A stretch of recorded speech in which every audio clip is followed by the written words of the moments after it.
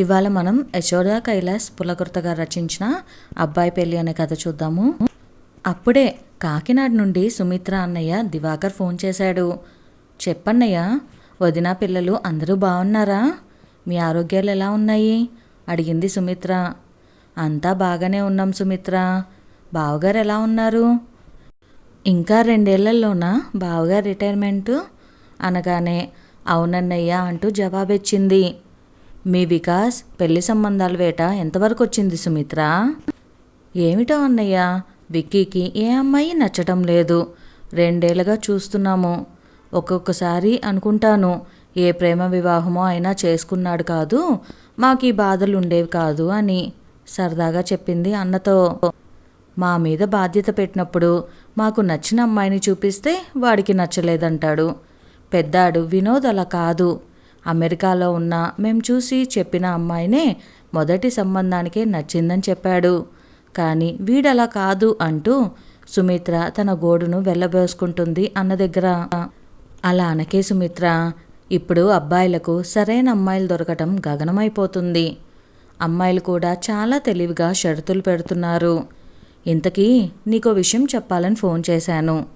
నువ్వు ఇక్కడ డిగ్రీ చదువుతున్నప్పుడు నీ క్లాస్మేట్ సుధారాణి గుర్తుందా? సుధా వాళ్ళన్నయ్య నేను అప్పట్లో ఫ్రెండ్స్మి కదా.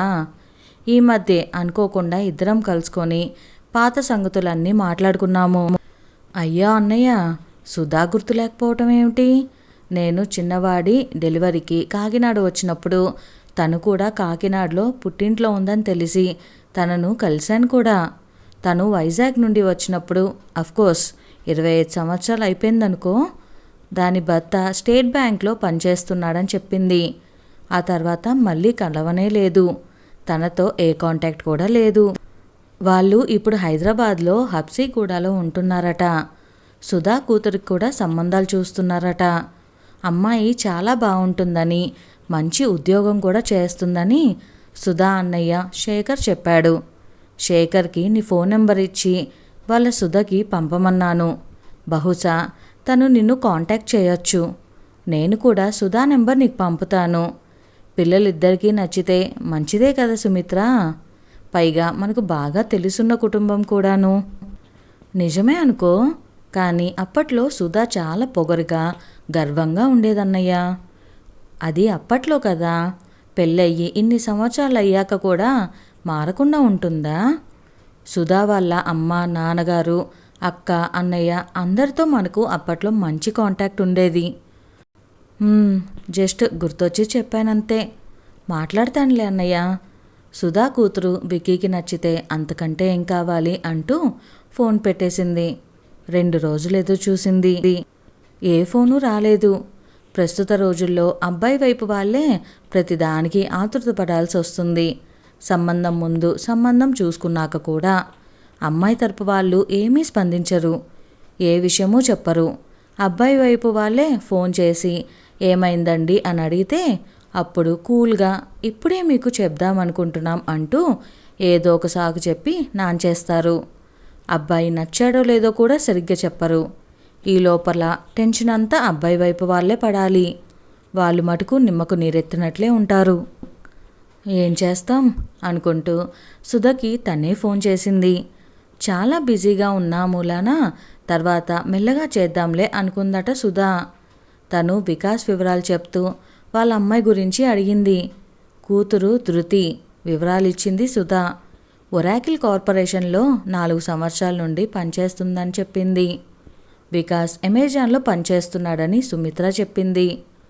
ముందస్తు షరతుగా ధృతికి అమెరికా వెళ్ళటం ఇష్టం లేదని, కాబోయే అల్లుడు కూడా ఇండియాలోనే ఉంటానంటేనే సంబంధాన్ని ఒప్పుకుంటామన్నట్లుగా చెప్పింది.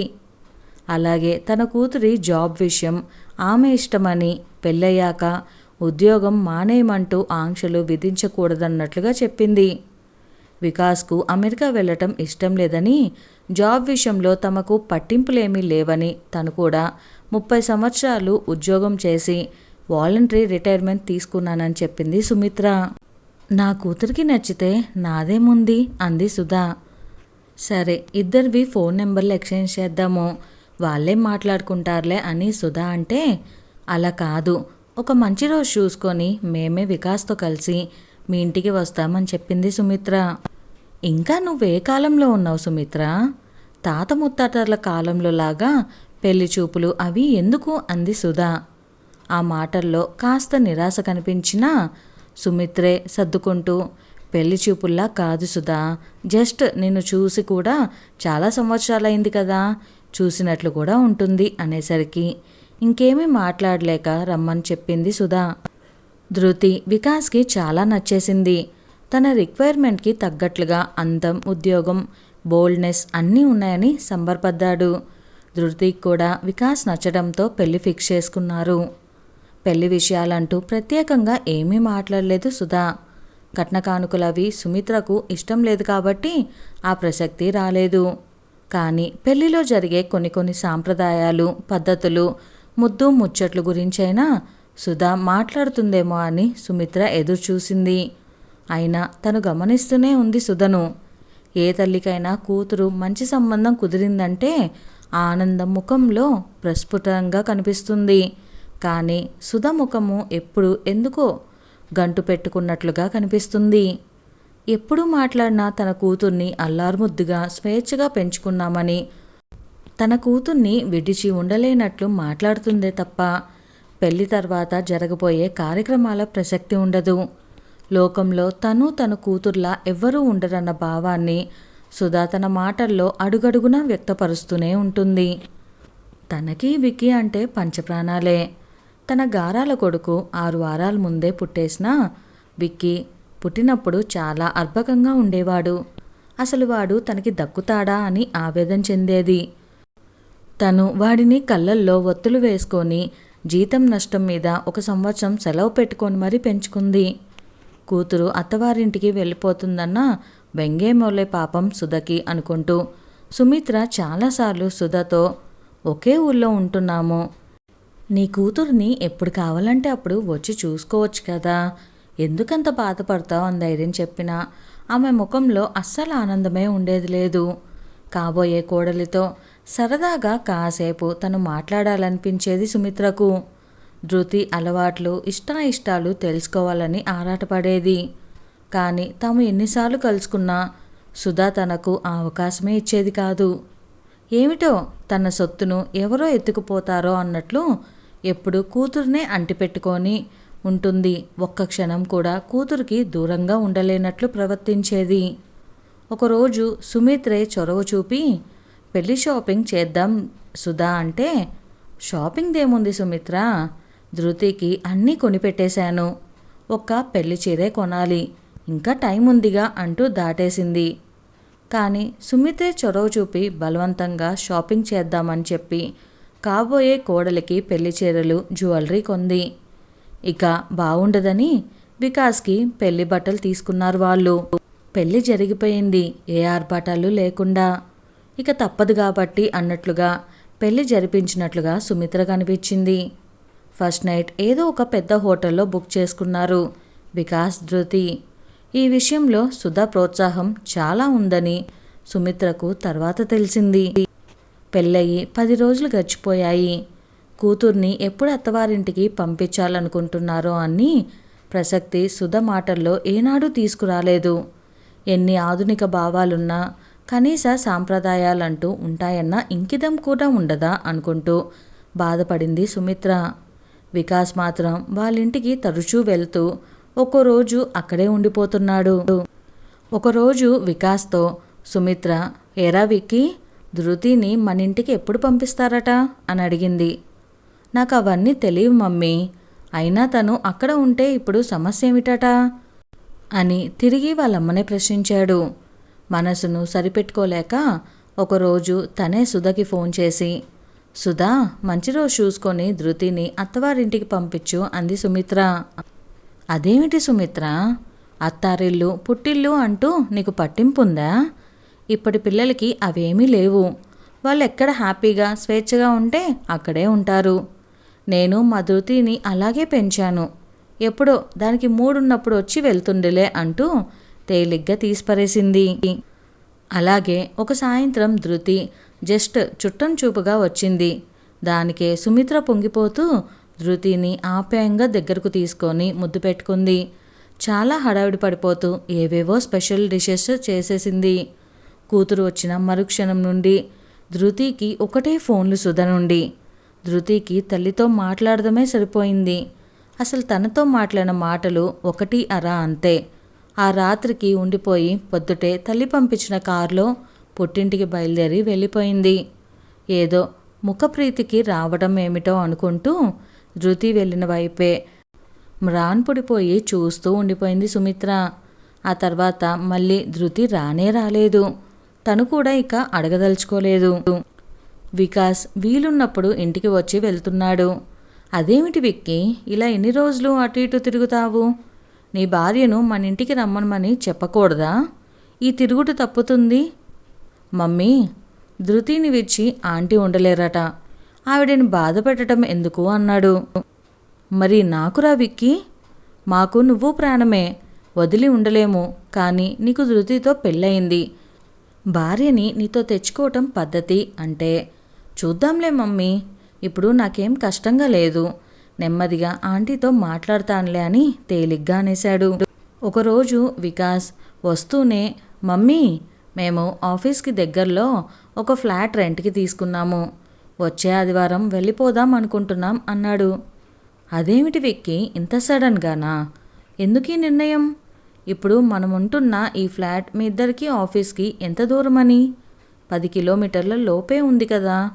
కారులో వెళ్తే 15 నిమిషాలు డ్రైవ్. మనకి సొంత ఫ్లాట్ ఉండగా రెంట్కి మరొకటెందుకు? డబ్బు దండక్ కదా విక్కీ. నీకు ఆఫీస్కి దగ్గరగా ఉంటుందనే కాదా మేము ఎప్పుడో కట్టుకున్న ఇండిపెండెంట్ ఇల్లు అమ్మేసి ఈ ఫ్లాట్ కొన్నాము. అయినా మీ డాడీతో ఒక్క మాట కూడా చెప్పకుండా నీకు నువ్వే నిర్ణయాలు తీసుకోవటం ఏమాత్రం బాగలేదురా అంది సుమిత్ర. డాడీతో కూడా చెప్తాను మమ్మీ, నువ్వు అన్నది నిజమే. కానీ మేం కూడా మా కెరీర్ ఫ్యూచర్ ప్లాన్ చేసుకోవాలి కదా. అక్కడికి వెళ్ళాక విల్లా కొనడానికి ప్లాన్ చేస్తున్నాము. 2.5 కోట్లట. మేము ఉండబోయే ఫ్లాట్కి దగ్గరలోనే విల్లాలు కూడాను ఉన్నాయి. దగ్గర ఉంటే అన్నీ చూసుకోవచ్చు కదా. మా ఇద్దరి శాలరీస్కి ఎంత లోన్ వస్తుందో చూసుకోవాలి. ఆంటీ వాళ్ళే మాకు ఫ్లాట్ చూశారు. ఆంటీ అంకుల్ విల్లా బుక్ చేసుకోవటానికి అడ్వాన్స్ పేమెంట్గా కొంత హెల్ప్ చేస్తామన్నారు. అంతా వాళ్ళే చూస్తున్నారు అన్నాడు. సుమిత్రకు చాలా కోపం వచ్చేసింది. తెలుసున్న సంబంధం అని చేసుకుంటే చివరికి ఇలా జరుగుతుందన్నమాట. అత్తమామల నిర్ణయానికి లొంగిపోతూ డూడు బస్వనలా తలూపుతున్నాడు వీడు. తమని పరాయి వాళ్ళని చేసి ప్రతిదీ వాళ్ళే నిర్ణయించడం పట్ల మనసు చాలా బాధపడుతుంది. విక్కీ భవిష్యత్తు బాగుండాలని వాడిని కన్న తల్లిదండ్రులుగా తమకు మాత్రం ఉండదా? జరుగుతున్న సంఘటనలకు ప్రత్యక్షంగా గమనిస్తూ కూడా ఏమీ మాట్లాడలేని అసహాయత. ఇదేమిటి అని వాళ్ళని నిలదీసి అడిగితే చాలు పెద్ద రాద్ధాంతం చేసి సంసారాలు విడిపోయే పరిస్థితి కలిగిస్తారు. అందుకే మౌనంగా ఉండిపోయింది. వికాస్ వాళ్ళ డాడీతో మాట్లాడుతున్నట్లున్నాడు. పక్క గదిలో నుండి వాళ్ళ మాటలు వినిపిస్తున్నాయి. ఆయన ఏమీ అనకుండా మంచిది అనేసి ఊరుకున్నారు. విల్లా బుకింగ్కి అడ్వాన్స్ పేమెంట్ కట్టే ముందు చెప్పు, మా తరపు నుండి ఒక 10 లక్షలు ఇస్తామని చెప్పారు. వాడు వెళ్ళిపోగానే, అదేమిటి విక్కీ ముందుగా మనతో ఒక మాట కూడా చెప్పకుండా ఇలా చేస్తుంటే మంచిది అంటారేమిటి అంటూ భర్తను నిలదీసింది కోపంగా. చూడు సుమిత్ర, నీ మానసిక సంఘర్షణని అర్థం చేసుకోలేని మూర్ఖుడిని కాదు నేను. అన్నీ గమనిస్తూనే ఉన్నాను. వాడితో పోట్లాడమంటావా లేక వాడి అత్తమామలతో పోట్లాడమంటావా? అది కాదండి, అసలు పెళ్ళయ్యాక ధృతి మన దగ్గర పట్టుమని 2 రోజులైనా ఉందా? పెళ్ళయి 6 నెలలైనా కూతుర్ని అత్తారింటికి పంపమంటే ఇంకా అత్తిళ్ళు పుట్టిళ్ళు అంటావేమిటి అంటుందా సుధా? అలా అని ఇన్ని రోజులు పెళ్ళైనా కూడా కూతుర్ని తన దగ్గరే పెట్టుకోలేదా? కూతురుతో పాటు తెలివిగా మన విక్కీని కూడా మన నుండి దూరం చేసింది. కూతుర్ని అత్తారింటికి పంపకుండానే ఏకంగా వేరు కాపురమే పెట్టిస్తుంది వాళ్ళ చేత. తెలుసున్న సంబంధం అని ఎగిరిపడుతూ మరీ వాళ్ళ వెనక పడినందుకు భలే శాస్తయింది నాకు. విక్కీ తల్లిదండ్రులం ఇంకా బతికే ఉన్నామన్న విచక్షణ కూడా లేని మనుషులు అంటూ కన్నీళ్లు పెట్టుకుంటున్న భార్య వైపు జాలిగా చూస్తూ, నువ్వు వాళ్ళ వెంట పడకపోయినా ఈ పెళ్లి జరిగేదే. ఎందుకంటే రాసిపెట్టున్న దాన్ని ఎవరూ తప్పించలేరు కనుక. పోట్లాడి మనం సాధించగలిగేది ఏముంది చెప్పు సుమిత్ర? ఇప్పుడున్న కాస్త బాంధవ్యం పూర్తిగా తెగిపోవడం తప్ప. వాళ్ళంతా ఎప్పటికీ ఒకటే. మనల్నే దుర్మార్గులుగా చూస్తారు జీవితమంతా. ప్రస్తుతం ఆడపిల్లల తల్లిదండ్రులదే రోజులన్నీ. పెళ్ళైన కూతురి సంసార విషయంలో జోక్యం చేసుకుంటూ డామినేట్ చేస్తున్నారు. ఏమిటని అడిగితే పెద్ద నేరం చేసినట్లుగా సంబంధాన్ని తెంచుకోవటానికి కూడా వెనకాడటం లేదు. అప్పట్లో కూతుర్ని అత్తారింటికి పంపిస్తూ బోల్డన్ని జాగ్రత్తలు చెప్తూ సంసారం చక్కగా చేసుకో తల్లి అంటూ అత్తవారింటి మెప్పు పొందమని దీవించేవారు. కానీ ఇప్పుడు మగపిల్లలే అణిగి మణిగి ఉండే రోజులొచ్చాయి. పెళ్ళయ్యేదాకనే ఆడపిల్లలు మన పిల్లలు అనేవారు వెనక. పెళ్ళయ్యేదాకనే మగపిల్లలు మన పిల్లలు అనుకోవాలిప్పుడు. నేను నీకు ఎప్పుడూ చెప్పేది ఒకటే సుమిత్ర. వాడిని కనీ పెంచి ప్రయోజకుని చేసి పెళ్లి చేశాము. వాడు ఎక్కడున్నా హాయిగా సంతోషంగా ఉండాలని కోరుకో. అంతేకాని వాడి మీద ఎక్స్పెక్టేషన్స్ పెట్టుకోకు. కోరికల్ని ఆశల్ని తగ్గించుకొని సర్దుకుపోతేనే కాస్త ప్రశాంతంగా బ్రతకగలం. లేకపోతే అనుక్షణం దిగులు విచారమే అని చెప్పి గంభీరంగా అక్కడి నుండి వెళ్ళిపోతున్న భర్త వైపు అలా చూస్తూ ఉండిపోయింది సుమిత్ర. ఇదండి వాళ్ళ మన కథ. ఈ కథ కనుక మీకు నచ్చినట్లయితే వీడియోకి లైక్ చేయడం అస్సలు మర్చిపోకండి. అలానే మరిన్ని కథలు మన ఛానల్లో ఉన్నాయి. ఒకవేళ ఎవరైనా ఇంకా చూడకపోతే, కొత్త వాళ్ళు ఎవరైనా ఇంకా సబ్స్క్రైబ్ చేసుకోకపోతే వెంటనే సబ్స్క్రైబ్ చేసుకొని బెల్ ఐకాన్ని క్లిక్ చేసేయండి. Thank you.